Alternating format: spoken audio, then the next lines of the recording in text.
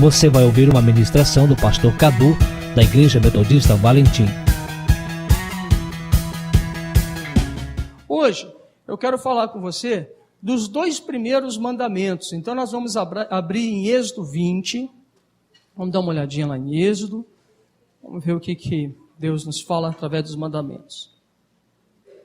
E através dos mandamentos, a gente começa a entender o coração de Deus. Através do mandamento, a gente começa a entender a personalidade de Deus. A gente começa a entender quem é Deus. E ao compreender quem é Deus, nós vamos compreender a nós mesmos, né? Então, Êxodo 20 nos fala aqui a respeito dos 10 mandamentos. E ele vai então, falou Deus todas essas palavras. Eu sou Deus, eu sou teu Deus, que te tirei da terra do Egito, da casa da servidão. Não terá outros deuses diante de mim, e não farás para ti imagem e escultura, nem semelhança alguma do que há em cima nos céus, nem embaixo da terra, nem nas águas debaixo da terra. Não adorarás, nem lhe darás culto, porque eu sou o Senhor, teu Deus zeloso, que visito a iniquidade dos pais nos filhos até a 3ª e 4ª geração daqueles que me aborrecem, e faço misericórdia até 1000 gerações daqueles que me amam e guardam os meus mandamentos. Até aqui. E nós temos então os 2 primeiros mandamentos de Deus. O primeiro, não terá outros deuses diante de mim. E o segundo, não farás para ti imagem de escultura. Então nós vamos falar esses 2 mandamentos de Deus hoje. Nós vamos trazer essa palavra ao seu coração. Amém? Queridos, quando Deus ele se revela ao seu povo, o que nós temos da história antes da revelação de Deus é o estado de cativeiro do povo dele. O povo dele estava sendo oprimido no Egito, estava sendo oprimido por uma nação, e aquele povo então gemia sob a escravidão dos egípcios. E Deus então ele vem e Deus começa a se revelar a um povo, ao seu povo, que há anos e anos vivia um sistema de escravidão. E Deus começa a revelar a eles que ele era verdadeiramente Deus, porque os deuses do Egito, em nenhuma situação foram possíveis de livrar os egípcios de todo o mal que Deus trouxe sobre aquela nação. Então Deus ele é um Deus que ele vem e ele fala assim, eu vou tirar você, e tirou esse povo do cativeiro. E quando ele tira o povo do cativeiro, esse Deus então os coloca em direção a um propósito, a uma Canaã, a uma terra que mana leite, a uma terra que mana mel. E é nesse tempo que Deus, no caminho a Canaã, no caminho que o povo está fazendo a um propósito de Deus, que Deus começa a se revelar e a se mostrar a um povo acostumado com a adoração de muitos deuses, com um rito a muitos deuses, e Deus começa a revelar o seu caráter àquela nação, que agora está no deserto, rumo a Canaã. E diante disso, Deus dá o decálogo, ou os 10 mandamentos, ele entrega ali a Moisés, e Moisés vai ler o decálogo, vai ler os 10 mandamentos, a fim de dar ao povo de Deus segurança. Então Deus começa a mostrar, quando ele fala, não terás diante de mim outros deuses, ele começa a mostrar que ele é um Deus zeloso, que ele é um Deus que protege, ele é um Deus que tem ciúme de a gente, é um Deus que nos ama, e é um Deus que tem até mesmo ciúme de mim, e também ciúme de você. Deus se importa comigo, e Deus se importa com você. Sendo assim, se nós adorarmos outro Deus, que não o Senhor, nós estamos caindo na senda da escravidão, que é a idolatria, que nós vamos falar daqui a pouquinho. Então, a gente começa a olhar para Deus e percebe que Deus, Cadu, ele não é um Deus irado. Ele não é esse Deus bravo, punitivo, mas ele é um Deus que ama, é um Deus dedicado, um Deus preocupado. Eu acho que a melhor maneira de ilustrar esse caráter de Deus é pensar em nós, enquanto homens casados, mulheres casadas. Quantos de nós que estamos aqui que somos casados? Amém? Levanta a mão, por favor. Quantos de vocês querem casar? Amém? Levanta a mão, depois a gente faz uma oração. Vocês vão sair daqui tudo casado, né? Tudo na promessa do casamento. Amém? Isso aí. Então, olha só. Fica fácil a gente compreender esse cuidado de Deus olhando para o relacionamento conjugal. Nós amamos o nosso cônjuge, não é verdade? Sim ou não? Então nós temos uma relação de amor com o nosso cônjuge. Por isso nós temos uma relação de cuidado, de cumplicidade, de respeito. E quando nós convivemos como seres casados, de certa maneira, nós estamos também vivendo sob limites de algumas leis de bom convívio. Ainda que elas não estejam lá todas afixadas na parede da sala, dizendo, marido, você tem que me tratar assim, esposa, você tem que me tratar assim, mas a gente sabe até onde nós podemos ir, até onde nós não podemos ir. E sabemos que quando nós extrapolamos alguns limites, isso vai gerar uma tensão terrível no relacionamento conjugal. Então, de certa maneira, no relacionamento conjugal existem as leis da boa convivência. Sendo assim, eu amando o meu cônjuge me amando, e imagina então que nós amamos tanto o cônjuge, que nós queremos o bem dela, e nós falamos assim, vê se isso combina, a gente fala assim, olha meu amor, eu amo tanto você, que eu estou te liberando para que você possa ter relações sexuais com quantas pessoas você quiser.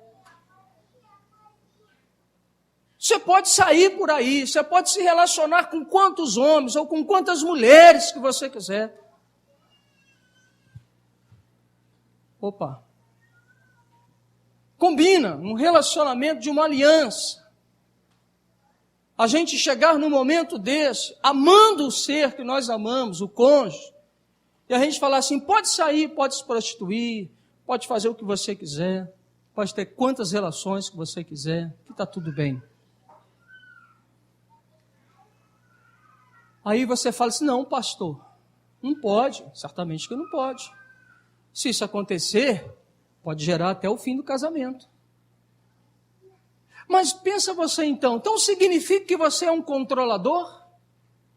Se você não permite o seu cônjuge a ter muitas relações sexuais, quer dizer que o seu amor para com esta pessoa é um amor de controle? Sim ou não? Lógico que não.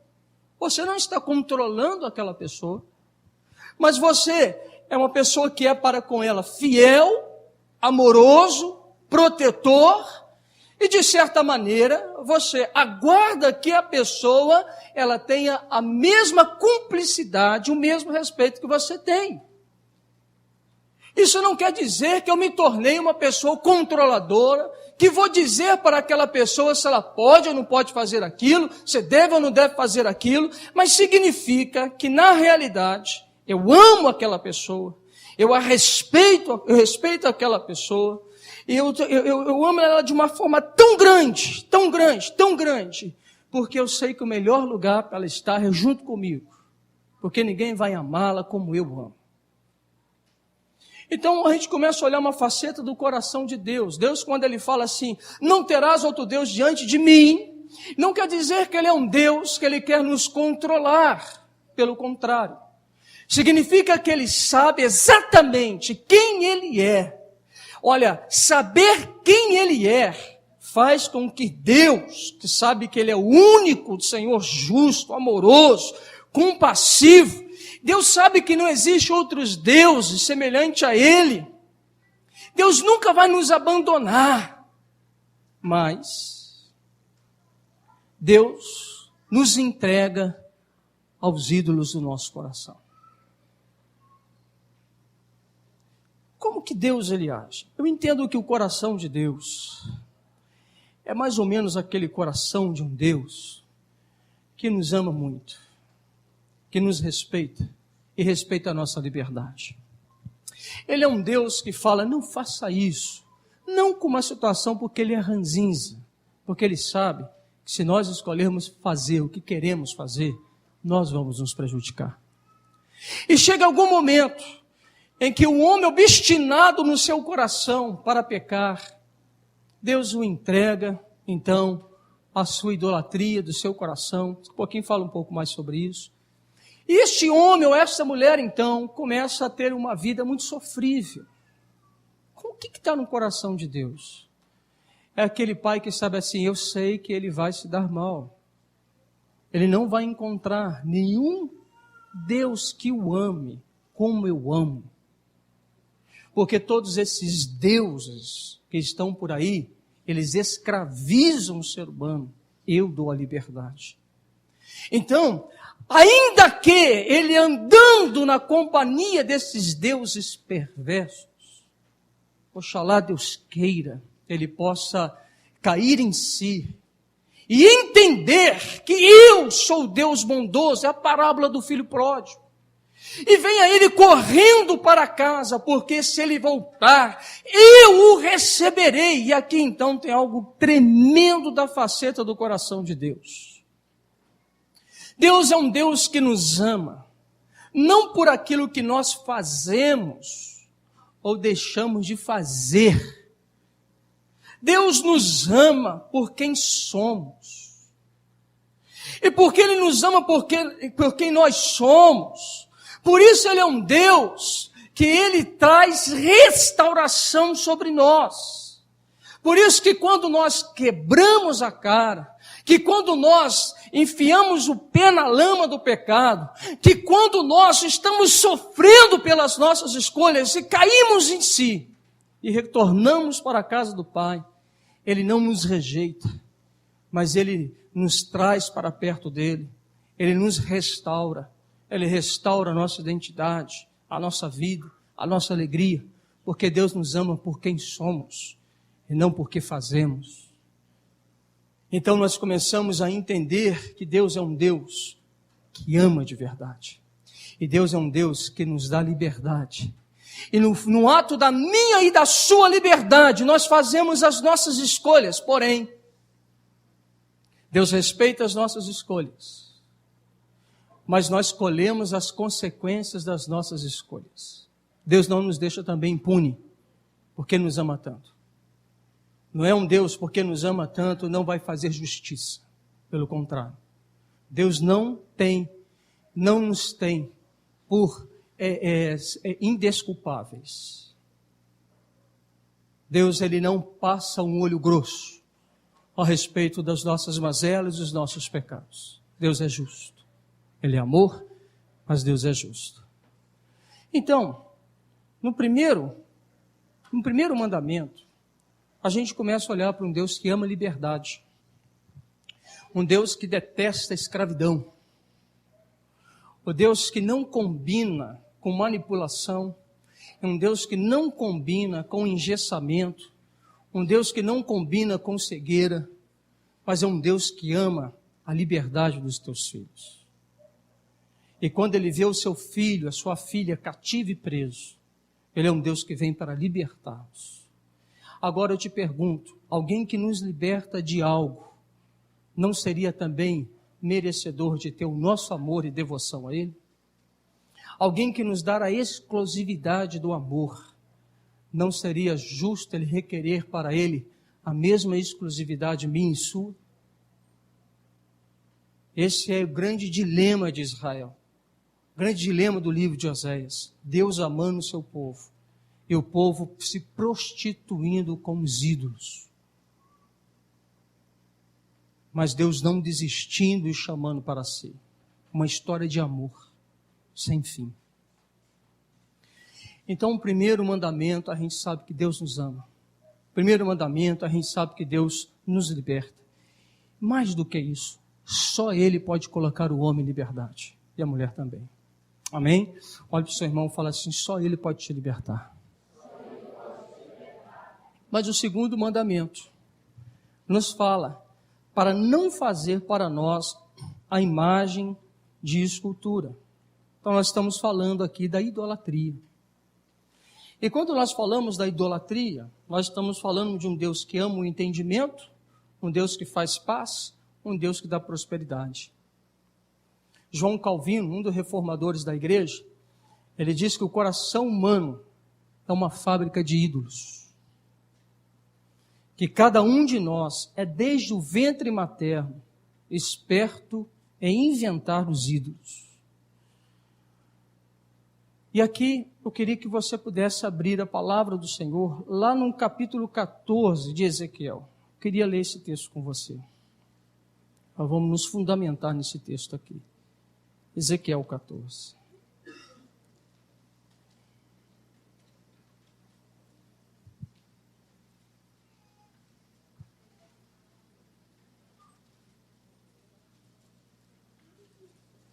Quem achou, fala, eu achei.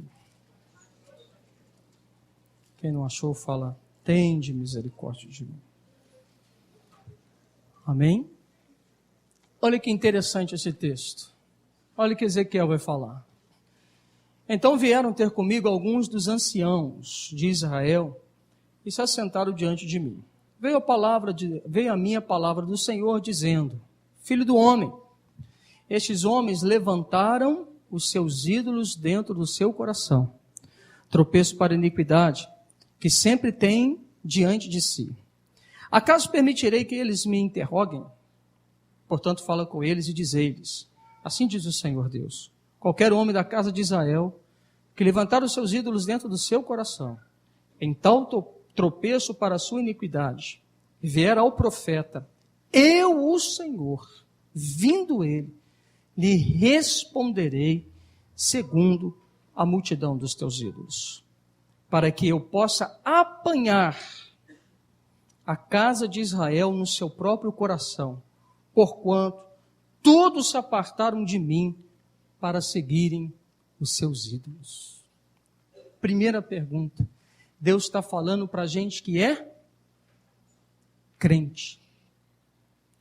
Uma primeira questão que a gente precisa entender no texto, quando a gente fala sobre idolatria, nós, povo evangélico, logo nos remetemos ao povo católico.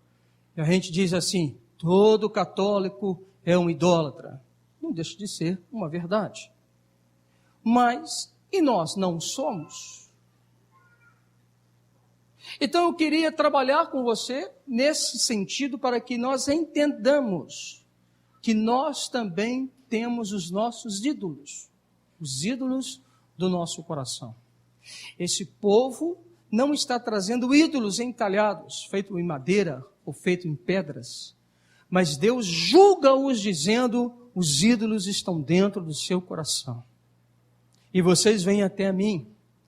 E é como Deus falasse assim, basta. Eu não mais responderei segundo o meu coração, mas eu responderei segundo os ídolos do vosso coração. Eu entregarei vocês aquilo que vocês desejam. Eu darei a vocês aquilo que vocês estão idolatrando.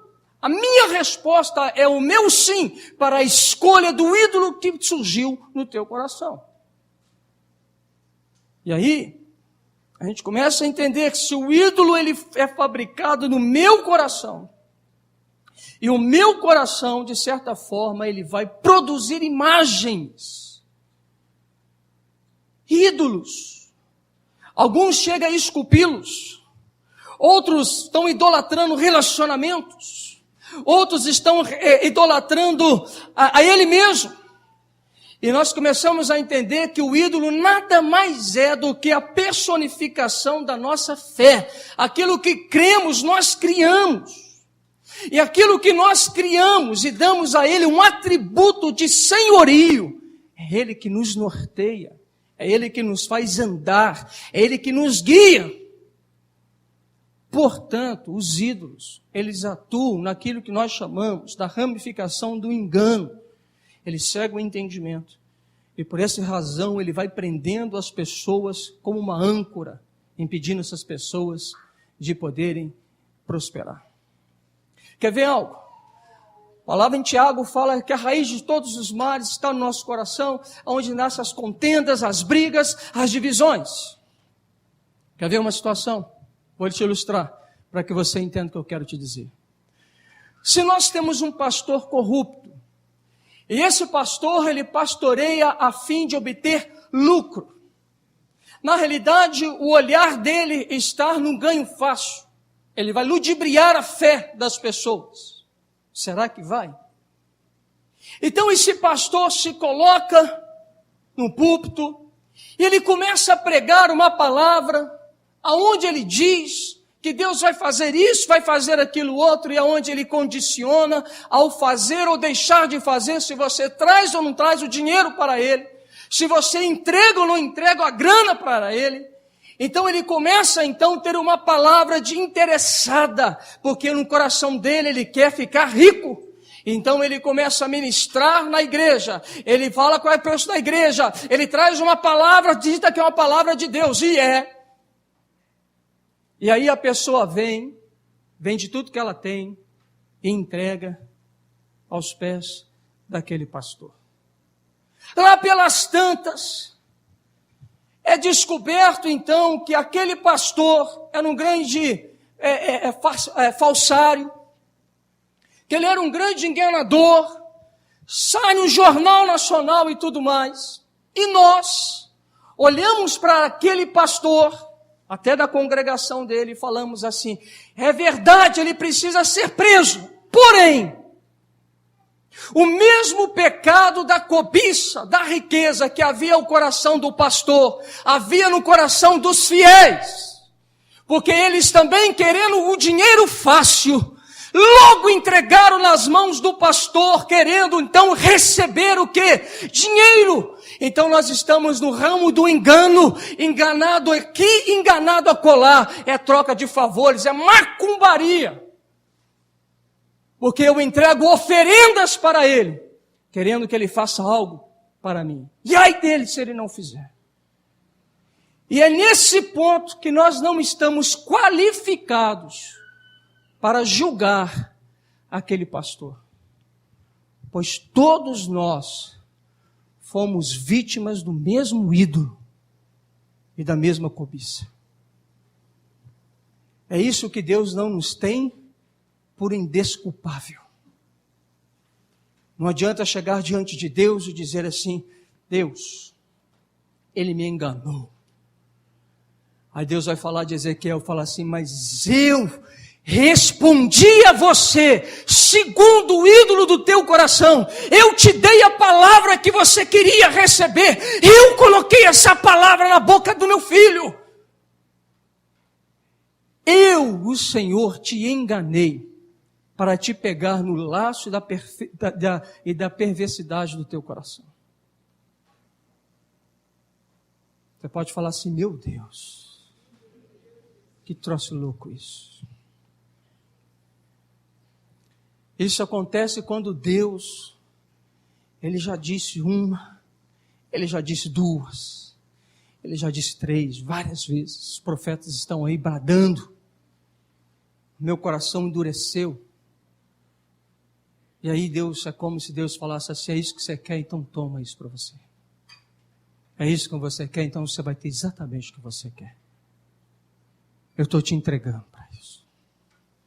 Quer ver um outro texto que vai nos mexer com a gente? Abre, por favor, em 1 Reis 22. 1 Reis 22. 1 Reis 22 está falando sobre Acabe.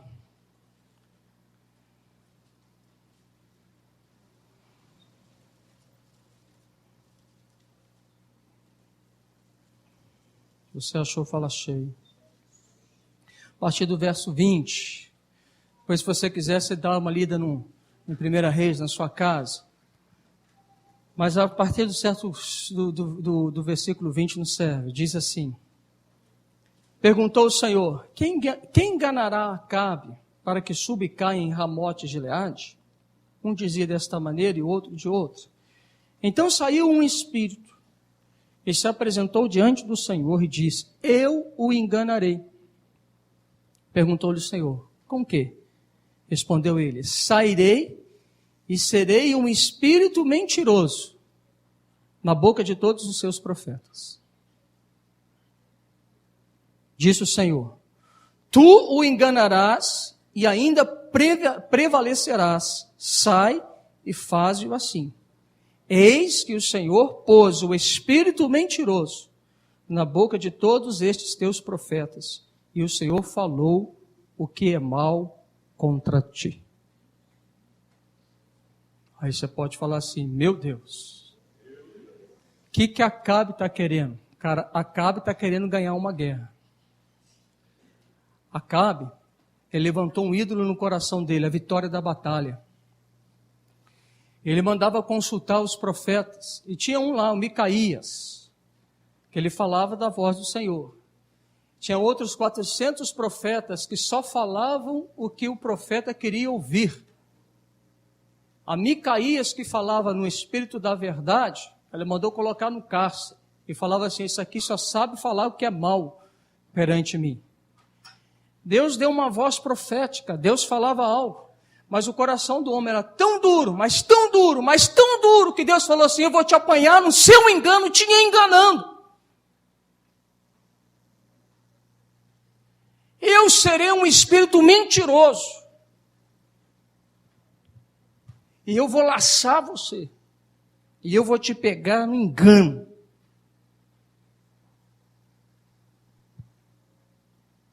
Rapaz, esse negócio é forte. Por quê? Porque nós devotamos toda a honra e toda a glória ao ídolo, porque o ídolo é o nosso guia. Somos nós que fabricamos ídolos, não é Deus. Somos nós que criamos os nossos ídolos. Agora, como que surge um ídolo, pastor? Fala aí, pastor. E aliás, em Ezequiel capítulo 14, o profeta, que a gente leu o texto anterior, trata os ídolos. Até interessante, ele fala assim, que os ídolos são como bolas de esterco. Desculpa a minha palavra, vai ser vulgar, mas aí está falando, os ídolos são uma merda. Então, quando Ezequiel ele ia falar com o povo, falar assim, vocês estão adorando um monte de merda. E chega a feder. Porque os ídolos levantados no seu coração são tudo esterco. Rapaz, que negócio doido. E aí, a gente tem que começar a perguntar, como é que surge o ídolo então, pastor? Como é que é esse negócio do ídolo? Eu não tenho estatueta na minha casa. Eu não carrego estátua para cima e para baixo. Mas e o seu coração? Quando um desejo, como que surge o ídolo? A partir do desejo. E existem alguns desejos que eles são naturais e são bons. Correto? Vai ver um desejo bom? O desejo de um relacionamento com uma pessoa de bem, um desejo de um casamento, um desejo de passar no Enem, um desejo, fala um outro desejo bom, que você está desejando, vender os skates, né? Alguns desejos que a gente tem, eles são naturais e são bons. O desejo que meu filho seja um homem de bem, que a minha filha também seja. Estou desejando.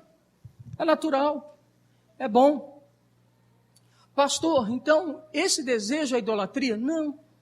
Se ele for natural, não. Mas o que acontece? Como um desejo pode se tornar um ídolo? Quando se torna uma obsessão, um desejo. Uma ideia fixa. Um desejo desordenado.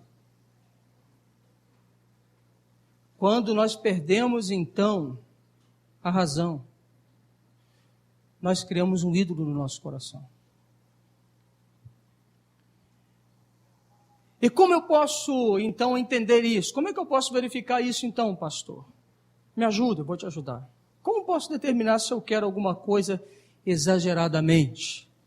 Se aquilo tem me tomado por inteiro?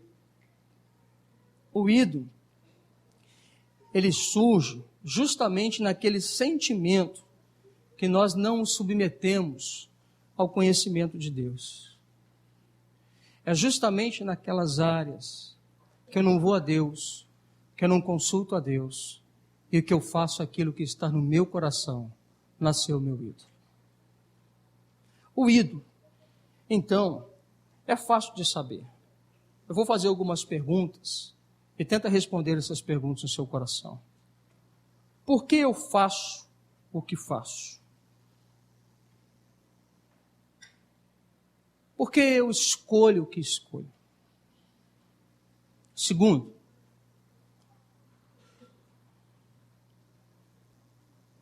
qual será a sua reação se você não conseguir o que você quer?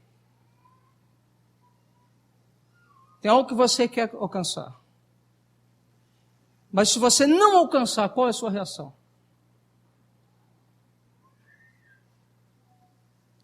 Se eu conseguir e me for tomado, qual é a minha reação? Eu consegui algo e me tomaram. Perdi.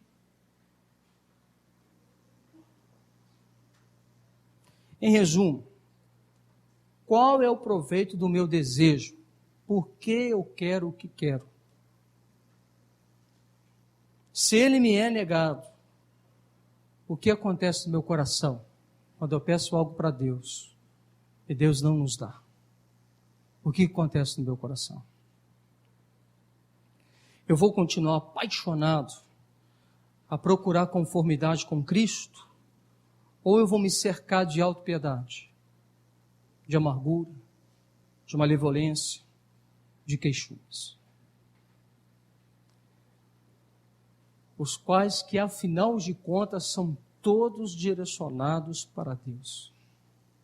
Nós nos sentimos injustiçados, porque Deus não fez o que eu quis, porque Deus não agiu da maneira como eu quis. E quando eu vejo, eu estou lutando contra a pessoa de Deus. Eu estou dizendo no meu coração que Ele é mau. Eu estou dizendo no meu coração que Ele é injusto. Eu estou dizendo no meu coração que Ele não se atenta para mim. O meu estado é autopiedade. O meu estado é comiseração. O meu estado é revolta. O meu estado é raiva. O meu estado é mágoa. E aí, quando nós nos vemos, Ele já não é mais o nosso Senhor. O ídolo se assentou no nosso coração. Eu tenho aprendido algo interessante a respeito, fazer aspas aqui, a respeito de quando nós não perdoamos alguém. Nos seminários que eu tenho feito, eu tenho dado uma palavra dura, mas eu tenho falado o seguinte. A Erika tem me acompanhado. Uma vez eu fui fazer um seminário na cidade de Juiz de Fora. E chegando na cidade de Juiz de Fora, uma jovem levantou a mão e falou comigo assim: pastor, eu não sei se eu perdoei fulano de tal. O que o senhor acha, pastor? Aí eu falei assim: não sei, ué. Agora, se você não sabe, eu vou saber. Agora, se você não sabe, então eu sou levado a entender que você não perdoou. Não, mas me explica isso. Aí levantou uma outra irmãzinha e ela quis explicar falando dela. E aquela irmãzinha se levantou e falou assim: não, todos vocês sabem a minha história. Todos vocês sabem que eu tive um problema com a irmãzinha fulano de tal. Que ela me magoou, era um rapaz, um homem, com um rapaz, ele me magoou profundamente. E chegou o momento que eu saí da igreja. E naquele período que eu saí da igreja, por várias vezes eu tentei retornar à igreja. E é incrível, todas as vezes que eu tentava retornar à igreja, ao caminho da igreja eu encontrava com essa pessoa. Eu dava meia volta e ia para minha casa. Isso durou 3 anos. Até que teve um dia em que eu fui no encontro da igreja, da nossa igreja, onde foi um culto da fogueira, essa pessoa não estava. E no culto daquela fogueira, Deus falou comigo para eu perdoar a pessoa. E eu perdoei aquela pessoa de todo o meu coração. Passadas algumas semanas, esta pessoa toca na minha casa e pede para entrar, que queria falar comigo. Eu abro a porta, ela entra, nós nos reconciliamos e hoje eu estou aqui, congregando no meio de vocês. Aí eu olhei para ela e disse assim para ela, eu disse para você que eu fui duro, eu não sou duro só aqui, mas lá também. Eu olhei para ela e falei assim: irmã, como você era orgulhosa, hein? Que estrutura de orgulho, minha irmã. Ela regalou o olho dessa altura, porque ela quis se vangloriar no seu ato. E eu a quebrei no seu ato de vanglória. Que eu falei assim, porque se você fosse crente de fato, você já tinha perdoado há muito tempo. Demorou-se 3 anos. Então você resistiu a Deus durante 3 anos. Porque Deus disse para nós perdoarmos. E durante 3 anos, pelo seu orgulho, pela dureza do teu coração, você se amargurou. Por causa da dureza do teu coração, você saiu da presença de Deus. Agora, se você fosse crente de verdade, você já tinha liberado perdão para aquela pessoa. E não precisava ficar 3 anos do lado de fora da igreja. Meu Deus. Ela abaixou a cabeça e consentiu. Porque é uma verdade. Porque se Jesus ele é Senhor da nossa história, e se não há ídolo no nosso coração, nós podemos perdoar. E devemos. O tempo da amargura só revela a dureza do nosso coração e denuncia algo. Quem que se torna ídolo dessa pessoa que não perdoa? Pensa, mata no peito, faz o gol. Quem que se torna o grande ídolo? A própria pessoa que lhe prejudicou e fez o dano. Porque ela sentou no meu coração, no lugar que Jesus deveria estar. E ela comanda a minha vida. Ela diz aonde eu vou, ela diz onde eu não vou. Ela diz se eu vou ser feliz ou se eu não vou ser feliz. Porque ela sentou exatamente no altar do meu coração. Isso é um ídolo. Que roubou o lugar do senhorio de Jesus. Fecho as aspas e volto para cá. Então, a gente começa a entender esses troços. A gente começa a ver que o nosso coração pode estar cheio de ídolos. Você já viu aquela pessoa que tem um coração obstinado? Aquela pessoa que dá obstinação do coração, ela quer fazer algo. E você fala assim, não faz. Ele quer, não faz. Não quero, eu quero fazer. Não faz, filho. Você vai se estrepar. Não, eu quero fazer. Eu falei assim, então vai e faz. Está liberado. É isso que você quer? Vai e faz. É Deus falando com a gente. As nossas escolhas. Aí como Deus fala assim, vai e faz, a gente fala assim, é de Deus, porque Deus falou para eu me relacionar e fazer. Essa é mentira. É Deus te enganando e engana o teu coração. E depois de tanto tempo Ele falar com você para não fazer, você teme fazer, Deus fala assim, então vai e faz. Aí como Deus falou assim, então vai e faz, foi Deus que falou? Foi, Vitor? Foi Deus que falou. Então eu vou e faço. Achando que eu estou sendo guardado pela mão de Deus. Pelo contrário. Deus vai nos pegar no nosso engano do coração. Então, quando esse desejo, ele não é controlado, mas esse desejo... Quer ver uma outra questão, por exemplo? Aqui, outro teste para a gente. Né? Quando o desejo não realizado me tenta, com êxito, a cometer qualquer pecado, seja de discórdia, amargura ou raiva, eu demonstro que estive confiando na realização daquele desejo para alcançar a minha necessidade, ao invés de confiar em Deus. Então eu deixei a raiva, a amargura do meu coração me guiar e fiz aquilo. Eu quis fazer. Eu quis vingar. Eu quis prejudicar. Aquele sentimento me tornou meu ídolo. Aquele sentimento me prendeu. Eu comecei a falar assim, não vou fazer. Houve uma obstinação no meu coração. E mesmo Deus falando assim, não faça, eu quis fazer. Tirei Deus da jogada, coloquei o meu sentimento na jogada, criei o meu ídolo, ele nasceu, cultuei o meu ídolo todo dia, porque todo dia eu fico maquinando mal. E aliás, para ídolo pede um rito. O ídolo quer ser amassageado, por isso se faz rito para ídolo. Por isso o idólatra sempre vai idolatrar o seu ídolo, que é o seu coração, porque isso faz ele sentir bem. Aí nasce a religiosidade. Por quê? Porque eu estou preso no rito. Eu vou fazendo rito após rito, eu não tenho relacionamento com ele, mas o rito me satisfaz. A vida já não está em mim, mas o rito me satisfaz. Então eu estou na cadeia do engano. Eu estou dando com uma mão, recebendo com outra mão, e aquilo ali está aquele jogo de manipulação. Ora por mim, ora pelo meu ídolo. Isso me satisfaz por quê? Porque ele atende o meu desejo do meu coração pervertido, magoado, distanciado de Deus. E eu começo a cultuar o meu ídolo. Então, meu irmão, o ídolo, ele é feito por nós. Ele não é apenas uma imagem talhada numa madeira. Ele nasce no nosso coração, ele pode até vir a ser uma imagem. E a imagem, na realidade, só denuncia o que está no coração, não é verdade? Por isso você pega uma pessoa que tem idolatria por imagens, e se você fala assim, vou quebrar essa imagem, ele morre, você está quebrando é ele.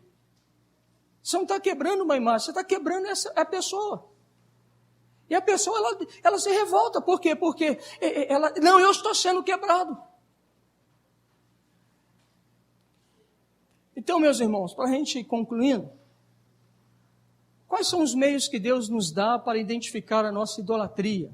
Primeiro é as Escrituras. Devemos considerar o que a palavra diz. Nós precisamos educar o nosso coração em amar a Deus pelas Escrituras. Nós precisamos disciplinar o nosso coração em buscar a Deus pela idolatria. Pelo nosso coração, não pela idolatria. De buscar a Deus como? Do prazer de conhecê-lo. Eu não vou conhecer Deus se eu não meditar a palavra. Então eu preciso criar um caso de amor com a palavra de Deus. Preciso casar com ela. Eu preciso deliciar. Eu preciso ler essa palavra até que ela venha ter sabor de mel. Eu não gosto de mel, passo a gostar, porque a Bíblia falou que ela tem sabor de mel, então ela tem sabor de mel. Se a Bíblia falou que é sabor de mel, é bom.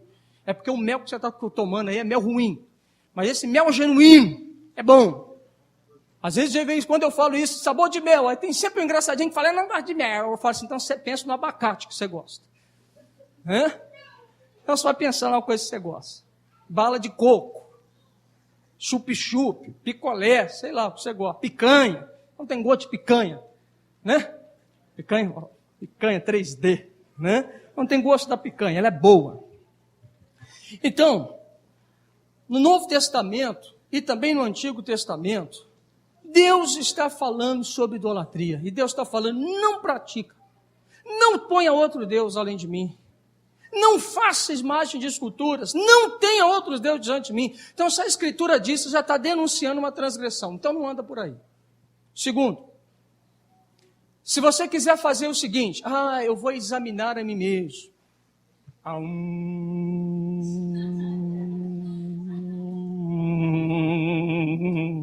Aí você vai querer chegar ao seu eu interior, para examinar se o seu coração realmente é bom diante de Deus. O salmista nos ensinou algo. O salmista falou assim, sonda-me e me esquadrinhas, e vê se há algo mal diante de mim. Mas segunda questão, a gente tem que ter a coragem de falar com Deus, falar assim, Deus, lança a luz e denuncia os ídolos do meu coração. Senhor, pelo teu Espírito, denuncia os meus ídolos. Pelo teu Espírito, faça eu conhecer os meus ídolos. Desnuda-os diante de mim, para que eu me arrependa, para que eu retire-os de dentro de mim. Então, a gente aprende que a idolatria se dá pela pegada do Espírito, a revelação do Espírito. Deus, ele precisa nos fazer enxergar o que nós não enxergamos. A Bíblia fala que enganoso é o coração, mais do que todas as coisas, desesperadamente corrupto. Quem o conhecerá? Jeremias 17:9. Então, a gente precisa buscar Deus. Sonda, Senhor. Sonda-me. Terceiro, através do outro. Como eu verifico o ídolo do meu coração? Através da instrumentalidade do outro. Como assim, pastor? Explica isso. Tem gente que vê coisas do nosso coração que a gente não vê. Tem coisa do nosso coração que está patente nos olhos de todo mundo, só não está no nosso. Então, eu preciso me permitir ser confrontado pela instrumentalidade do outro, ser discipulado. Eu preciso me permitir ter pessoas de bem, que me amam. Não vou dar ouvido para aquele que só me quer o mal. Mas aquela pessoa que me ama, na hora que ela pega e fala assim, Érica, você está idolatrando teu netinho. Tá não, tá, Érica? Se tivesse eu tinha falado. Amém? Misericórdia, né? Amém para o confronto, misericórdia para a idolatria. Então, aí ela pega e ela fica beiçuda agora, né? Sim, beição. Pode fazer beição, pastor. Por quê? Ou para a pessoa que está confrontando. Porque eu denunciei o ídolo. E aí vem uma outra pessoa e fala a mesma coisa. Tá aqui. E ela vai ficando antissocial. A realidade, ela vai procurar o quê? A sair do meio. Por quê? Porque o meio denuncia o ídolo. E como ela ama demais o ídolo, e como ela tem um caso de amor com o ídolo com ela, então naquele momento está intocável. Então agora é o seguinte, todo mundo está maquinando contra mim, ninguém me ama, e está todo mundo contra mim. Porque quem alimenta é o ídolo.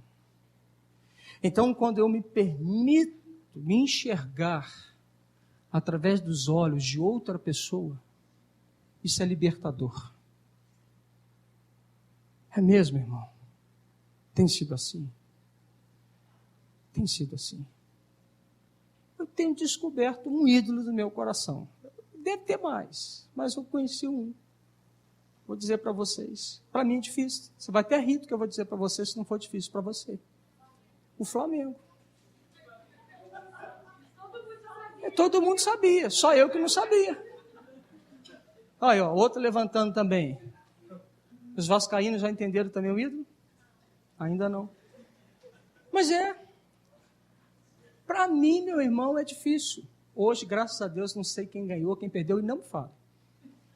Eu, no horário do jogo, dobrei o joelho, estou orando, estou clamando a Deus. Falei assim, a Érica, você viu, meu amor, que hoje eu não liguei a televisão? Toda vez que eu ligava a televisão, a Érica falava comigo assim, fazia aquele beijo. Hora ela falava, hora ela fazia beijo. Olhar para a cara dela, eu já sabia. Ela tem vários tipos de beijo. O beijo do futebol, ela faz. Né? Domingo que vem você que prega, né? Aí você vai falar. Lembro sempre que a vingança pertence ao Senhor, né? Então guarda o seu coração. Então, ela fazia um beijo, ela falava comigo e me zangava. Aí eu falava comigo assim, que mal é nisso? Qual o problema? Eu gosto. Mas estava me tirando o meu humor. Eu falei assim, rapaz, esse negócio está me controlando. Eu vou ter que matar esse troço. Não quer dizer que eu não vou assistir. Um dia você for na minha casa e falar assim, o pastor está vendo o jogo lá. Voltou para o vômito de novo, pastor? Eu falei assim, não, cara, calma aí. Pode ser que até volte, aí você vai ser aquele que vai denunciar o meu pecado de novo. Mas significa o seguinte, que eu estou lutando com o meu ídolo. Pode ser que não seja o seu ídolo, mas eu descobri um ídolo. E o momento que eu deveria dar honra ao Senhor, eu não estou dando. O momento que eu deveria amar o Senhor, eu não estou amando. O Senhor virou para mim e falou comigo assim, não torcerás pelo Flamengo. Está lá 10 mandamentos, não torcer pelo Flamengo. Não existe isso. Correto? Não existe. O vascaíno tem, aquele vascaíno, né? Vascaíno é do homem, mas levantar é de Deus, só milagre. Então agora só milagre para levantar, né? Então vocês estão à espera de um milagre. Não podia deixar dessa, né? Aí eu estou confessando as minhas culpas, escancarando as suas. Então, diante disso, querido, a gente começa a perceber os ídolos. Mas olha, tanta gente que me disse isso, Cadu. A minha esposa é a principal delas. Mas quanta gente, minha mãe também fala. Meu pai também denuncia. E teve um momento que eu tinha que ter vergonha na cara, né? Para mim é fácil? Não é fácil. Não é fácil. Não é fácil. Eu sei o quanto é difícil para mim. Por isso é meu ídolo. Eu admiro as pessoas que falam assim, eu torço para fulano de tal time. Me fala o nome do goleiro do seu time. Ele vai em 1910, eu falo o nome, Valdir Pérez. Rapaz, até eu sei que é o Ceni, Rogério Ceni. Você está no Valdir Pérez, o cara é São Paulino, né? Não é não? Já mudou? Né? É porque o cara assim não está antenado. Aquilo não toma o coração dele. Algumas coisas que te segura de vir ao culto, ou te segura de ir numa célula. Por que você não vai?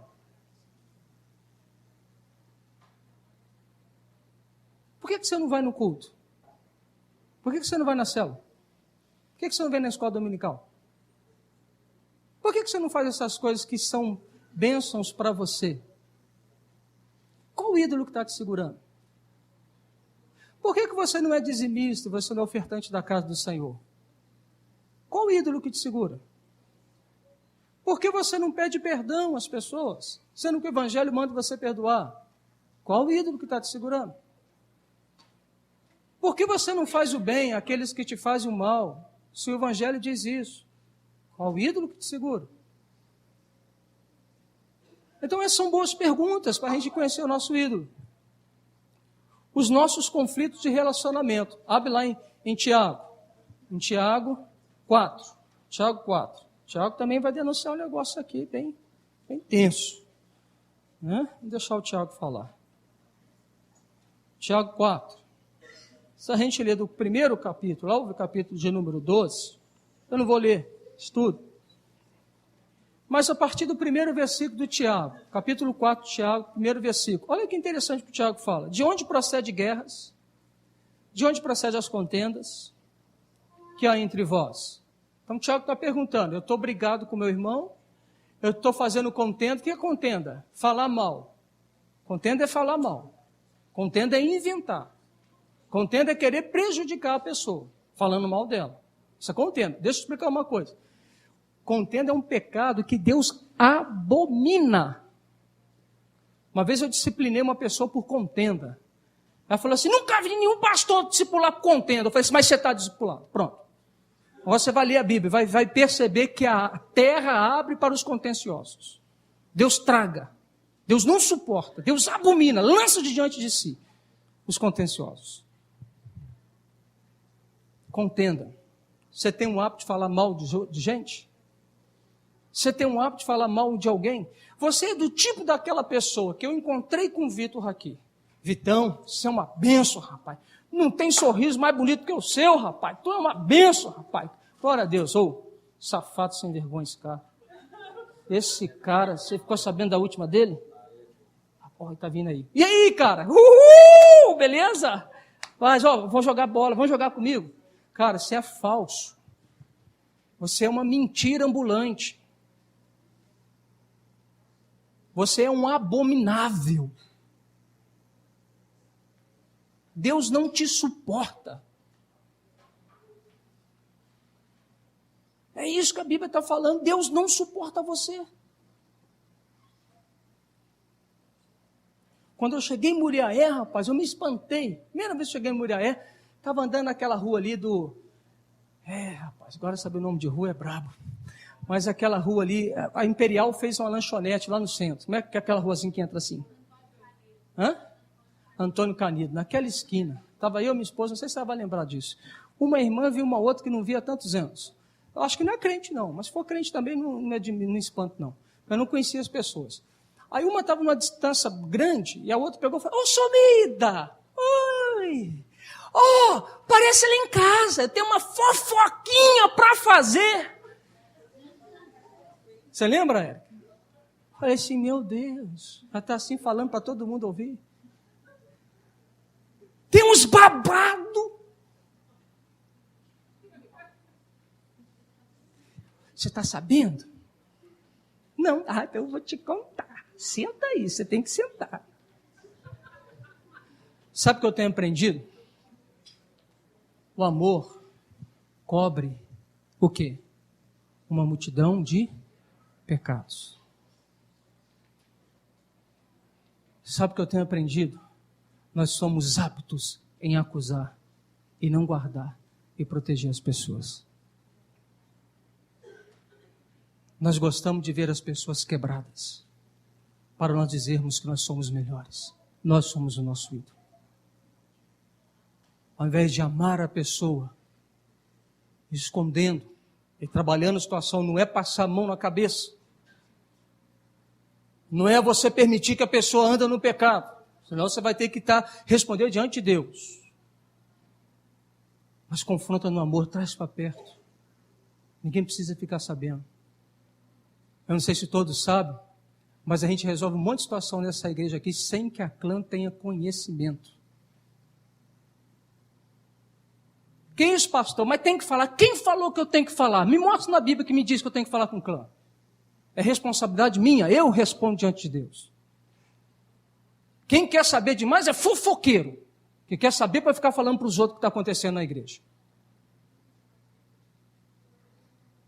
Eu resolvo, eu sou o pastor. Então eu resolvo. Se errar, pastor, eu vou ter que me relacionar com Deus, porque eu ouvi Deus a falar errado. Pode só eu, Deus nunca é errado. Pode perguntar para qualquer um da clã aqui. Tá, tem coisas que eles não sabem, tem coisas que eles sabem. Por quê? Porque você falou primeiro. Porque você não veio para o pastor e falou assim, eu acho que está acontecendo uma situação dessa. Você falou para todo mundo. Eu fiquei sabendo na boca de todo mundo. É porque tua língua não cabe dentro da tua boca.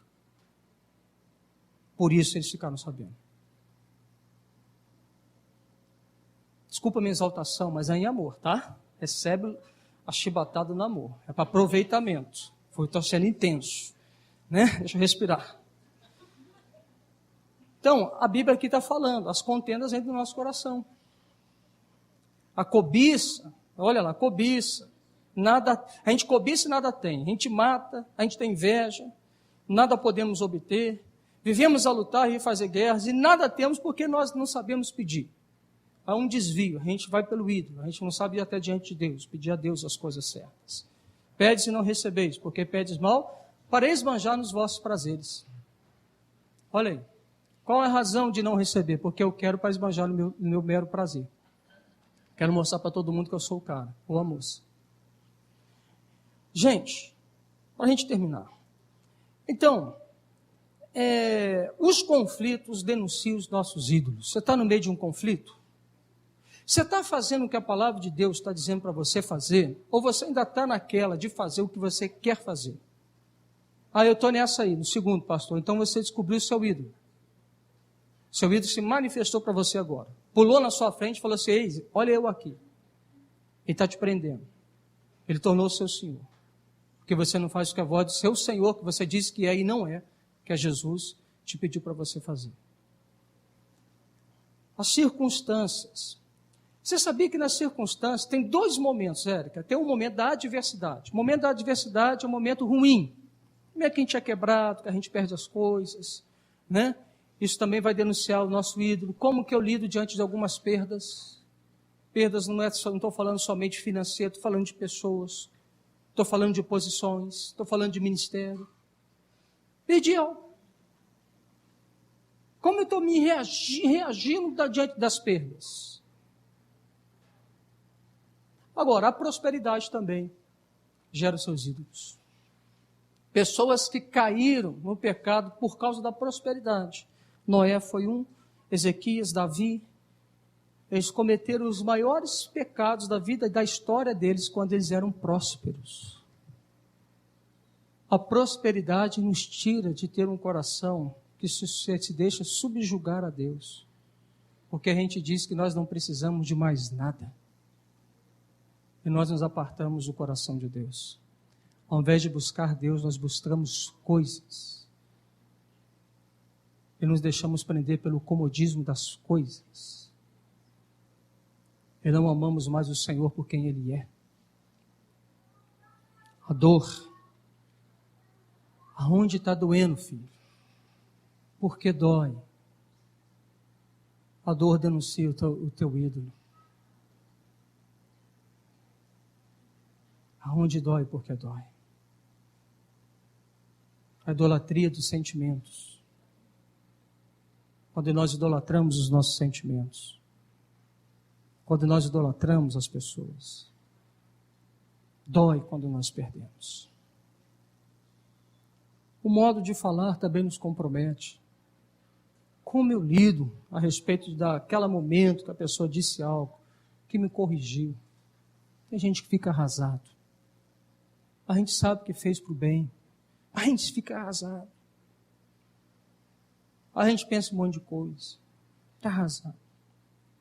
Se você é assim, se a pessoa não pode te contrariar. Se a pessoa não pode falar um não para você. E quando ela diz um não, como você reage?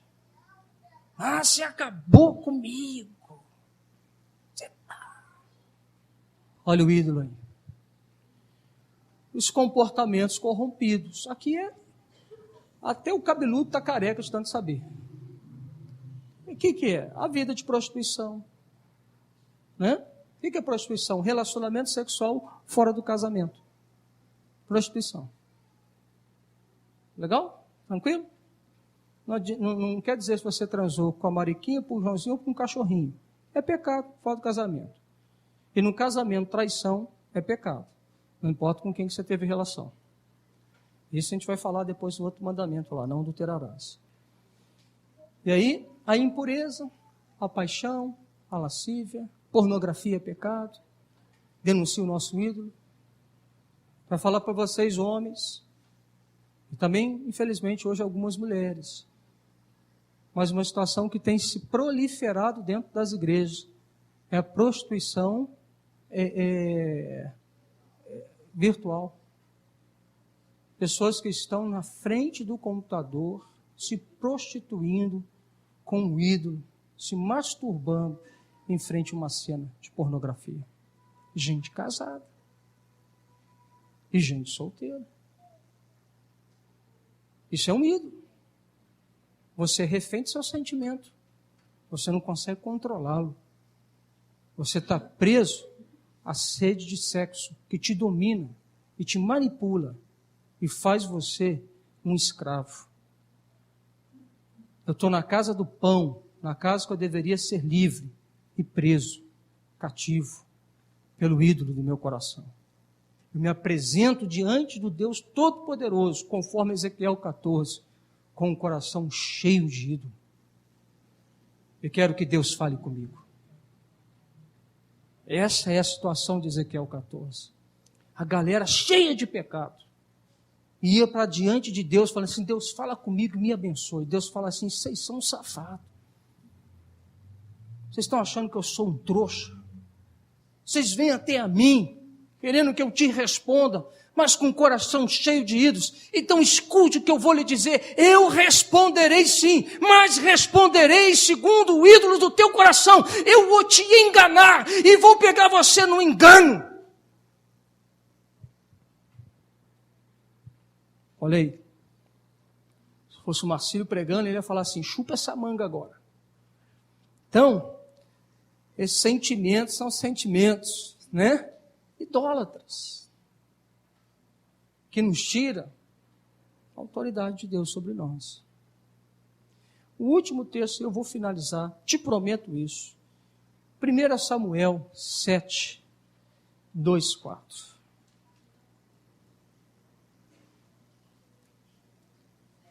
7. 1 Samuel, capítulo 7, versículo 2 até o 4.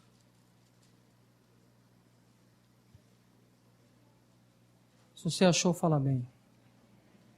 Sucedeu que desde aquele dia a arca ficou em Kiriat Jearim, e tantos dias se passaram que chegaram a 20 anos. E toda a casa de Israel dirigiu lamentações ao Senhor. Falou Samuel a toda a casa de Israel, dizendo, se é de todo o vosso coração que voltais ao Senhor, tirai dentre vós os deuses estranhos, as astarotes, e preparai o coração ao Senhor, e serve a Ele só. Ele vos livrará das mãos dos filisteus. Então os filhos de Israel tiraram dentre si os Baalins, as astarotes, e serviram só ao Senhor. Eu não sei como está na sua Bíblia, mas na minha, o cabeçalho está o Ministério de Reavivamento em Israel. A sua está assim? Tem um cabeçalho? Como é que está? Está assim, Lucas? O Ministério do Reavivamento. O que é reavivamento? É o soprar de Deus novamente, a dar vida novamente a gente que está morta, que vive só de aparência. Porque eles são guiados pelo ídolo do coração. Então Samuel falou assim, Deus quer fazer uma obra no meio de vocês, mas Ele não pode fazer porque vocês estão agarrados nos seus ídolos. Ele não pode vir porque os teus ídolos estão apegados a ti. Portanto, eu promulgo a vocês, vamos fazer um concerto, vamos tirar os ídolos, vamos ter somente Deus como Deus. E diz que aquele povo ouviu, e aquele povo começou a tirar as astarotes, ele começou a retirar os ídolos, que eram ídolos pequenininhos, esculpidos. Povo de Deus com ídolo.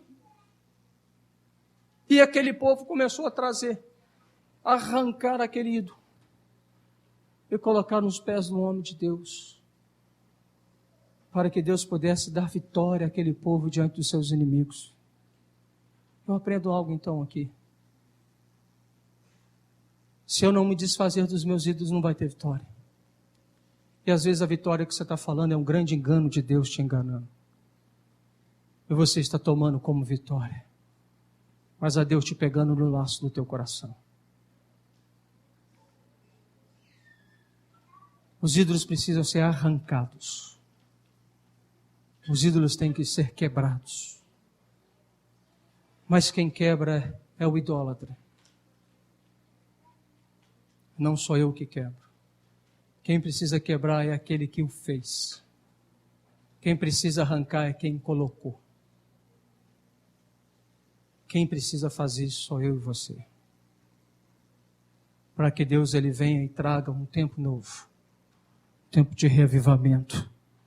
Tempo de glória. Um tempo que os nossos inimigos são abatidos. E um tempo que nós vencemos. Quais são os teus ídolos? Quais ídolos você traz em seu coração? Para ouvir essa e outras ministrações, acesse www.metodistavalentim.com.br.